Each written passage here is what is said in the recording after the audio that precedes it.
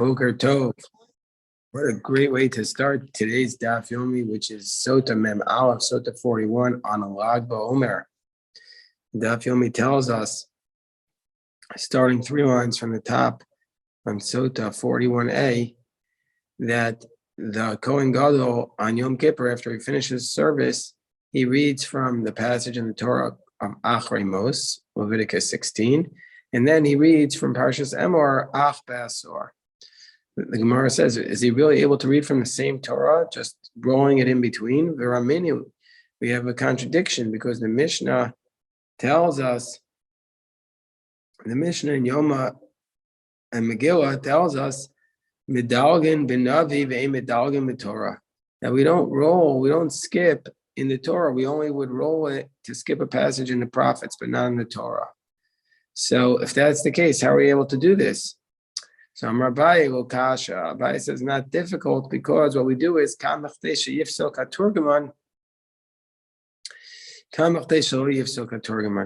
it all depends whether or not the Turgaman is he would translate each verse into Aramaic, whether he's done with his translation. So if you can do it very quickly, like from Achrei Mos to Emor, it'll take you 1 second. You could do it by the time it takes the Turgaman to finish his translation. But if you can't do it at the time it takes him to finish the translation, then you can't do it because that's going to be disrespectful to the community to make them wait. Gemara says it can't be. But then we learn about that Mishnah. You could skip in the prophets, but not in the Torah. And how much can you skip in the prophets? In the prophets, you can only do it until the time it takes the Torah to finish his translation. We call the Torah klal. So this proves that in the Torah you can't do any skipping. Where it says Abai says lo kasha. So Abai says okay. Depends if it's one topic or if it's 2 topics. If it's one topic, then you could skip in the Torah for the time it takes the Torah to stop. If it's 2 topics, you can skip even in the prophets in the time it takes the Torah to finish his job. Tanya, we have a brisa that supports this. We can jump around in the Torah if it's the same topic. And the prophets, and the prophets with 2 topics, in both places, it's only long enough so that the Torah is able to not complete his translation before you get to the next topic. And we don't jump from one prophet to another prophet. But in the Treyasar, which is the 12 prophets, the collection of 12 prophets who gave shorter prophecies, there we can jump around. From one prophet to another prophet. So we don't, as long as we don't go from the back of the book to the beginning, as long as we don't go backwards. As long as we don't go backwards. So that's how Rashi explains it. So Tosos in Yoma says that's not exactly what it means, that you're not allowed to go from the back of the book to the beginning, because if that's the case, clearly that's a big break, and it's greater than the time it takes the Metorgaman to finish. And so therefore, Tosos says that you just can't read it out of order. That's what Tosos says, not that you go from the back to the beginning.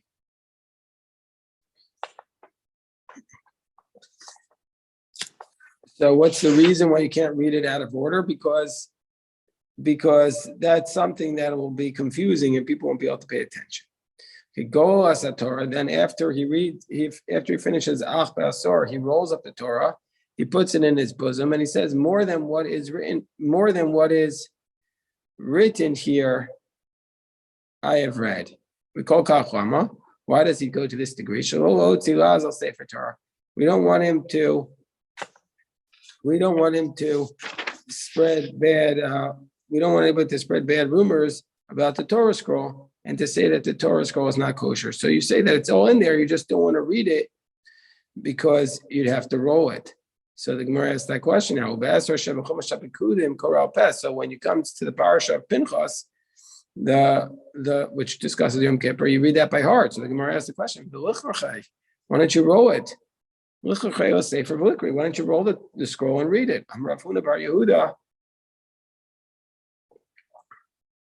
I'm Rav Sheshet Sofisha ain't goal in Sefer Torah B'tzibur, because we don't roll a Torah scroll in the community.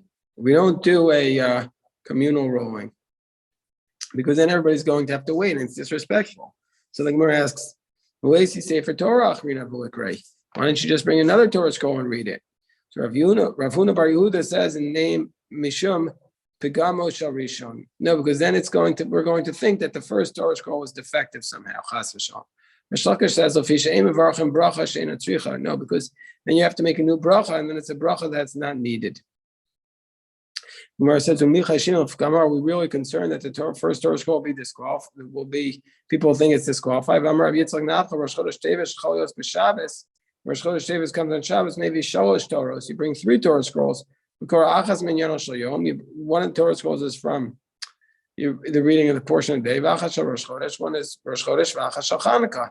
So you see, you do 3 Torah readings, and we're not concerned that the people are going to say the earlier one is a defective Torah.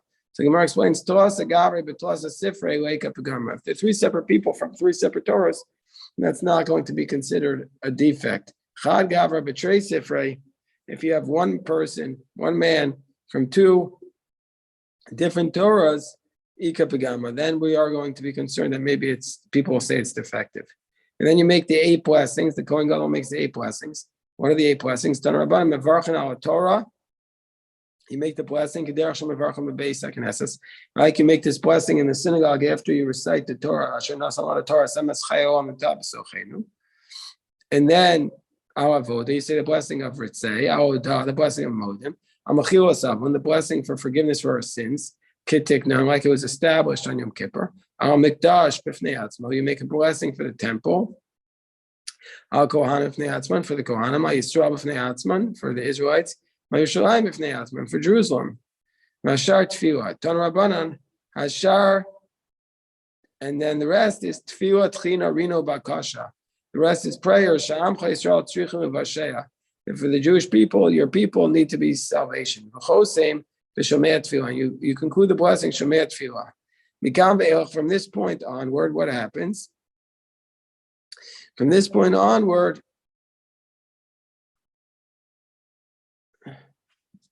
maybe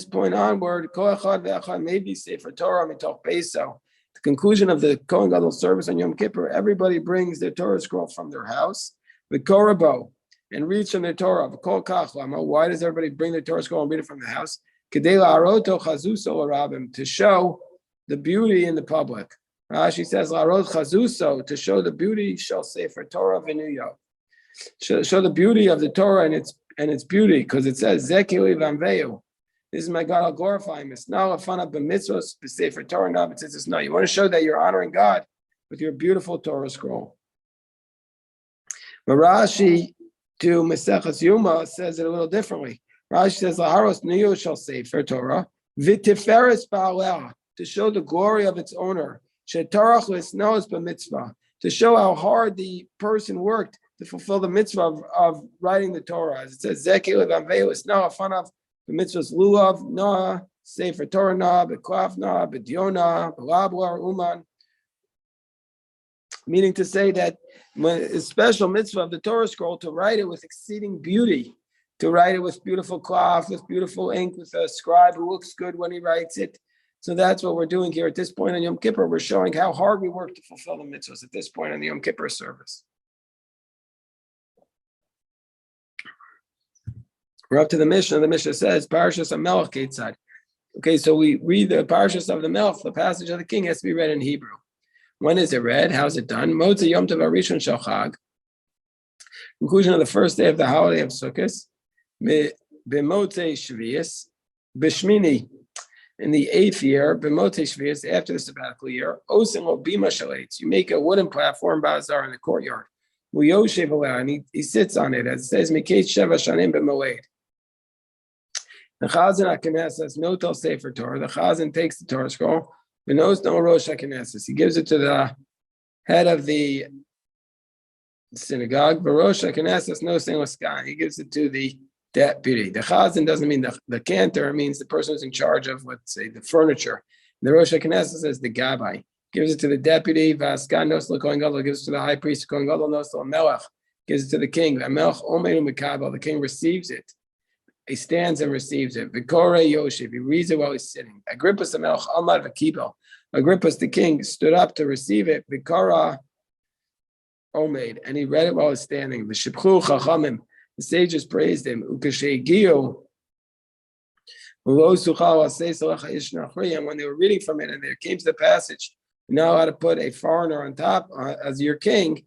Zogu ein of the most. He started to cry. Amrlo, they said to him, Altis Yara Agrippas. He started to cry because his father he came from Herod, and Herod was a slave.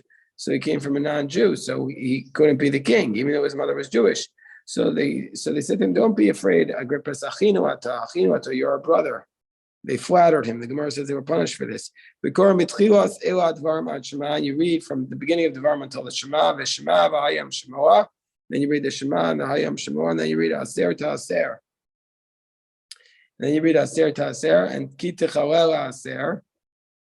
And then you read the Uparashas HaMelech, you read the passage of the king, and then you read the Brachos HaKolos from Kisavo, Ad Shegomer Kol HaParasha, till the end of Kisavo. And Brachos Shegomer Gadol Mevarach Osan, the blessings that the king makes, HaMelech Mevarach Osan.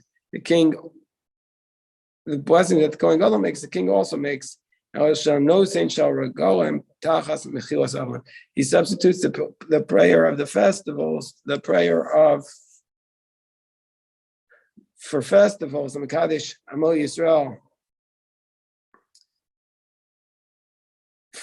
in place of the blessing of forgiving of sins. As Rashi says, Mekadesh Yisrael v'Azmanim, that takes place, that substitutes for the blessing of Yom Kippur or Mechilas Avos. B'Shmini Sokadai Tachas Limara. He's saying it on the 8th day. No, you don't say it on the 8th day. First of all, the 8th day is Shmini Atzeres, it's a different holiday. So he says B'Shminis. Now it means to say in the 8th year. You're saying this in the 8th year of the sabbatical year, right after the sabbatical year. Why do we need to give all these directions the 8th year, right after the sabbatical year? Why do we have to give such precise instructions? The Gemara explains. If the Torah just said after 7 years, start from Moshe Rabbeinu was telling them about this halacha. Even though it's not the sabbatical year. So therefore, Kasav Rachmana Shemitah, the Torah says in the sabbatical year. If the Torah just said the sabbatical year, I would have said at the end of the sabbatical year. So therefore, the Torah writes B'moed, Kasav Rachmana B'moed. Because of B'moed, if the Torah just said the festival, Havamina, Mirei Shata, I would have said from Rosh Hashanah. So therefore, Kasav Rachmana B'chag HaSukkos. Therefore, the Torah says on the festival of Sukkos. Because of Rachmana B'chag HaSukkos, if the Torah just said Sukkos, Havamina Fil Yom Tavachar, even the last day of Sukkos. Because of Rachmana B'vo Kol Yisrael, when all of Israel comes, which means on top of 41b, V'aschalta D'moed, at the beginning of the festival. Now we're going to have a repetition of what the Gemara just said on the previous stuff with respect to the Kohen Gadol, but here it's with respect to the king. They have this assembly line from people. The Chazan gives it to the Rosh HaKnesset, who gives it to the Skan. That even though the teacher is there, we still give honor to the student. No, it's all giving honor to the king. The king stands and receives it.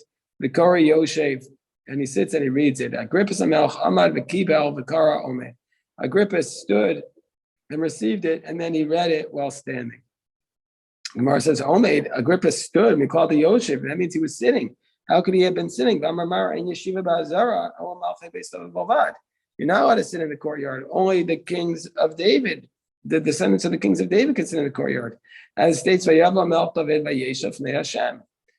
the King David came and he said before Hashem, he said, I can't be here. So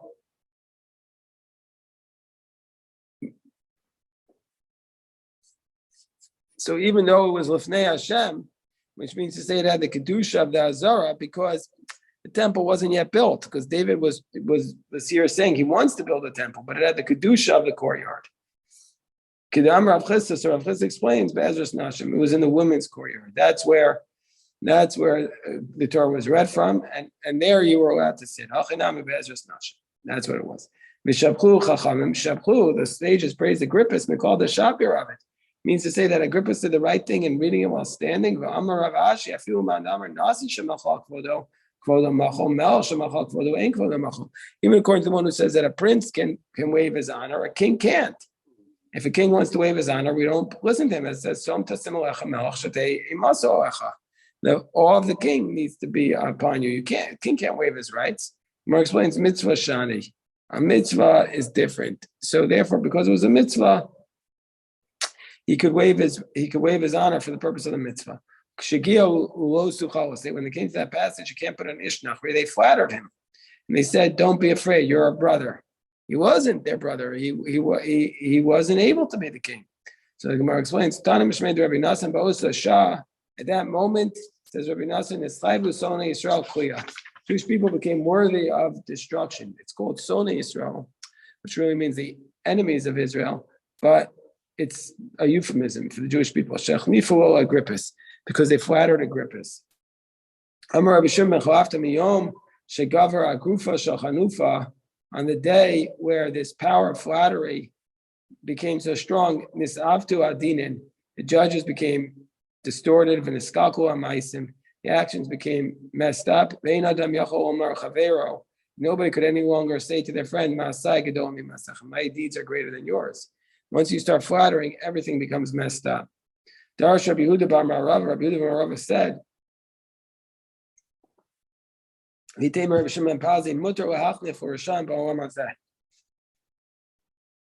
you're allowed to flatter the wicked in this world. As it states, Lo yikarei od naval nativ. You're no longer going to call a naval, a wicked person in the Messianic era. You're no longer going to call the naval the nadiv, the prince, kilei lo yomar shoah. And to the drunkard, you're no longer going to say that he's a good person. So we see from here that in the Messianic era, you're not allowed to do it, but nowadays you can. So the Gemara says, Mikal of Olam Azashari.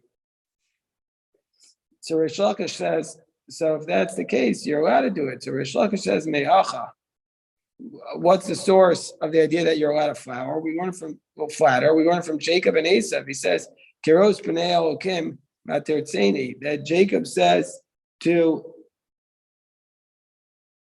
Esav, if I find favor in your eyes, you'll take my offering because I see your face, and it's like looking at God's face. And it's pleasing to me. So we see that Jacob was flattering Esav. So you see you're allowed to do it. Gemara says, no, but Reish Lakish is arguing with Rabbi Levi. Pleaded to Rabbi Levi, the Rabbi Levi, Mashal Shayakov. Yaakov wasn't flattering him, he was threatening him. Mashal Shayakov Esav, Lamadavar Dom. What's it like? Adam Shezimin es Chavero, a person invites his friend. Beikir Bo Shemevakish Argo.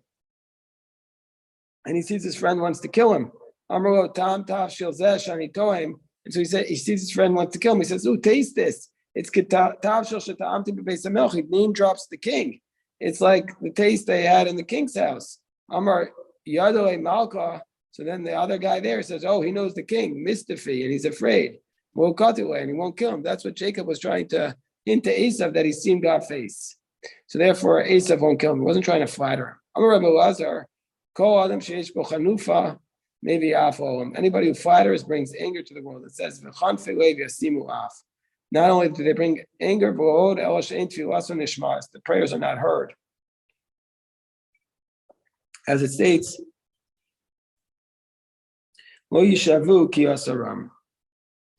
okay. Siman af over Gehenim biyado nida goa. Mama Rabbi Lazar. Anybody who has flattery, so even the fetuses in their stomach will curse him. As it states, Omer Larasha tzadikata, say to the wicked one, Omer Larasha, if someone who says to the wicked one, tzadikata, you're righteous, yikvu amim, yizamu umim, and the people will curse him, yizamu umim. What does that mean? The Gemara explains, there's the people will curse him. Lo kava el, ve'en la'om, elu barin. The fetuses will curse him. La'om is a fetus, as it states, la'om la'om yamatz. It says by Jacob again, V'amar Rabbi Elazar kol adam.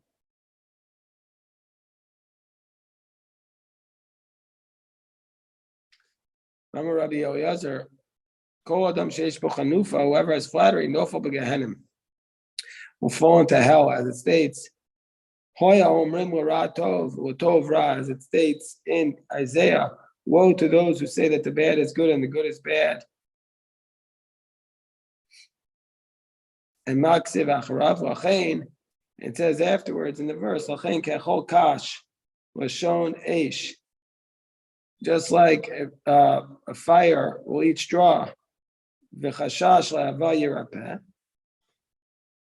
And also we say in that verse, that means just like fire eats straw, and just like the flame will burn the chashash, which is the very thin straw, so will burn in the hell all the people who are flattering that we just mentioned.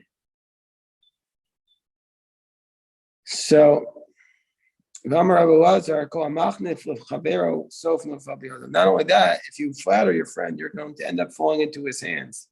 If you don't fall into his hands, you fall into his children's hands.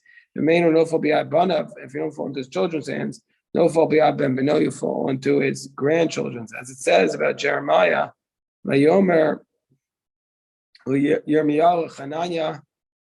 Jeremiah says to Hananiah, the prophet, he says, after Hananiah gave a prophecy that was false, Jeremiah flattered him. He said, Kenya Hashem Yakim Hashem Estvarecha. So, meaning to say that God should uphold your words. And then what happens next? And it says that Jeremiah was in one of the gates of Jerusalem. It's called Shar Ben Yamin because it was in the portion of Benjamin. Rashi says what happened was after a period of time, and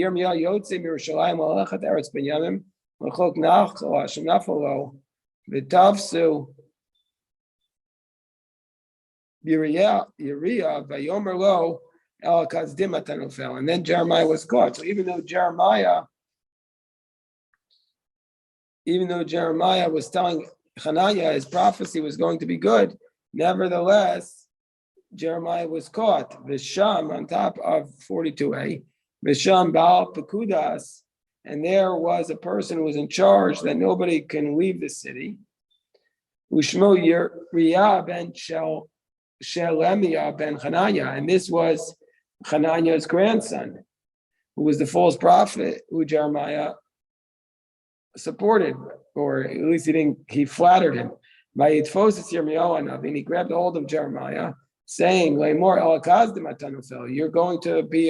you're trying to defect to the Kazdim.